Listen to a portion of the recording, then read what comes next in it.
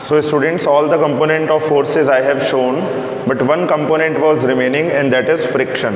So once the tire will skid in this direction, mv square upon r, then there will be friction working here, normally downward here. So I have just resolved this friction and I have shown separately in the figure. So friction is working like this. Now theta is the angle. So which component of friction is working in horizontal direction, and that is F cos theta. Which component of friction is working in downward direction, and that is F sin theta. So all the components of friction I have shown, and all the forces which were required to resolve we have already shown. Now let us plot the equations. So students, here as you can see, r sin theta, along r sin theta, which force is working? R sin theta is here in this direction, and friction you can see F cos theta is also in this direction. So plus F cos theta. These two are working against which force? Which force is in opposite direction of them? And that is centrifugal force. So is equal to mv square upon r. R sin theta plus F cos theta is equal to mv square upon r. That's your equation 1. Now let us solve it horizontally. We have drawn the equation. Now vertical equation we should make out. So in vertical direction, r cos theta is in upward direction, and which else force is in upward direction? R cos theta upward, and r cos theta is the only force in upward direction. mg cos theta is downward, and f sin theta is also downward. So mg is downward, mg vertically downward, f sin theta is vertically downward, and r cos theta is in opposite direction. So f sin theta is downward is equal to r cos theta. R cos theta is in upward direction. So write it in correct form. So r cos theta we will write first, then minus f sin theta is equal to mg. So this is how we should write that second equation. Now students, we have both the equations. R cos theta minus f sin theta is equal to mg. Second and one equation we already have made out.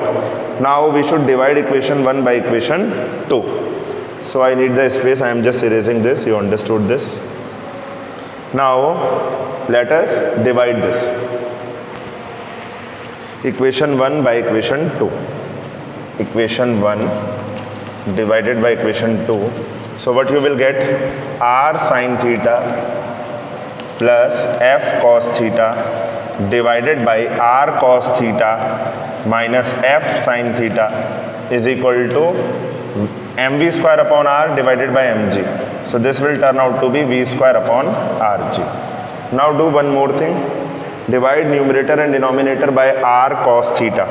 So when you will divide here numerator and denominator by r cos theta, so this will turn out to be r sin theta upon r cos theta, tan theta, r cos theta. So f upon r only, cos upon cos, that is 1, divided by r cos theta upon r cos theta, that will be 1 minus f sin theta upon r cos theta. So f upon r tan theta is equal to v square upon rg. So this is what you will get. Now what is the value of f upon r?